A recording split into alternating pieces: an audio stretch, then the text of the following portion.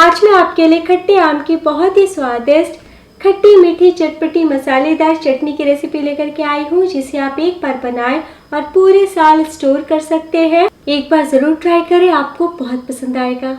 कच्चे आम की खट्टी मीठी चटपटी चटनी बनाने के लिए मैंने लिया है 500 ग्राम आम। 2 आम को मैंने पहले ही कद्दूकस कर लिया है, अच्छे से धो लिया है। किचन टॉवल से पोंछ के इस तरीके से हमें छील लेना है। कच्चे आम अगर 2-3 दिन पुराने हैं और उसकी आप चटनी बनाइएगा तो वो अच्छी नहीं बनेगी, क्योंकि वो पक जाती है। छीलने के बाद ऊपरी हिस्सा हटा लीजिए और हमें वैसे ही आम का इस्तेमाल करना है जिसमें गुठली होती है। अब कद्दूकस कर लें। जो आम छोटे साइज के होंगे उसका इस्तेमाल ना करें, उसमें रस भी कम होता है। तो चारों तरफ हम आम को इस तरीके से पकड़ते हुए कद्दूकस कर लेंगे और आप देख सकते हैं एक एक इसका गुद्दा कद्दूकस हो चुका है और गुठली अलग हो गई है।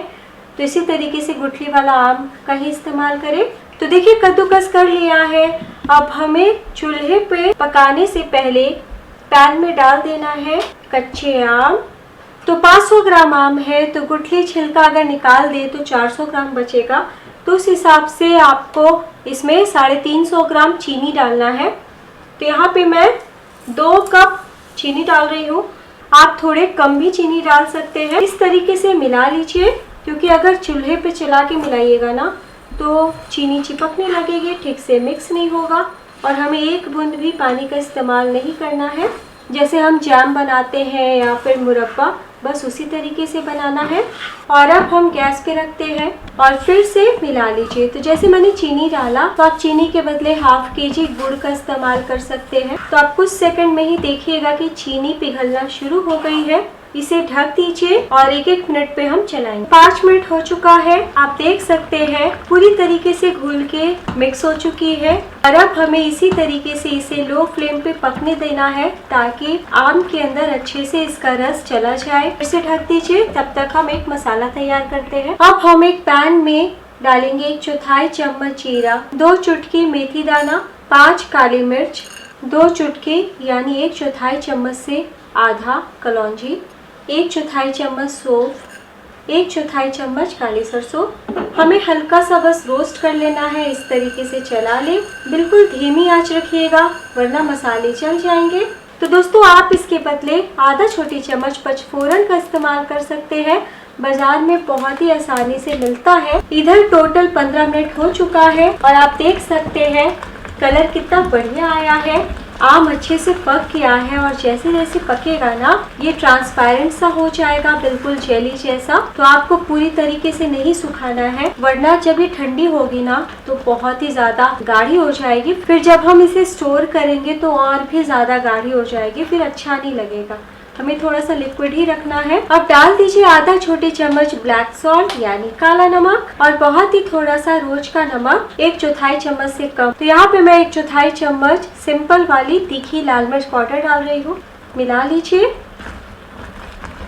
फिर से ढक दे और ये जो हमने मसाला भुना है एक खल में डाल दीजिए। साथ ही में डाल दे हरी इलायची। आप हरी इलायची पाउडर भी डाल सकते हैं। मैं यहाँ पे 4 हरी इलायची का इस्तेमाल कर रही हूँ। बहुत ही अच्छा टेस्ट आता है। आप चाहे ना तो इस मसालों को पूरी तरीके से स्किप कर सकते हैं, सिर्फ हरी इलायची पाउडर डाल के बना सकते हैं। कूट लीजिए।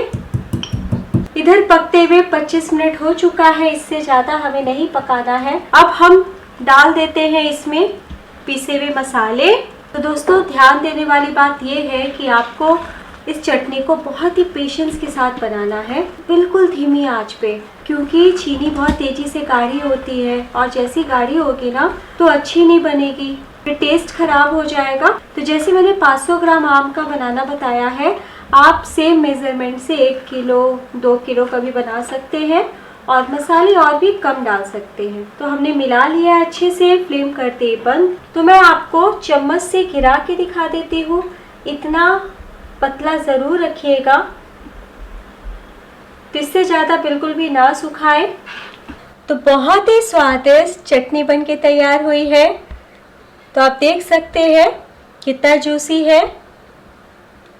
तो इस चटनी को आप 1 साल तक स्टोर कर सकते हैं। ज़रूर ट्राई करें, क्योंकि कच्चे आम बहुत ही कम टाइम के लिए आता है और बहुत ही इसके फ़ायदे हैं। और जैसा मैंने कहा कि आप चीनी के बदले गुड़ का इस्तेमाल कर सकते हैं।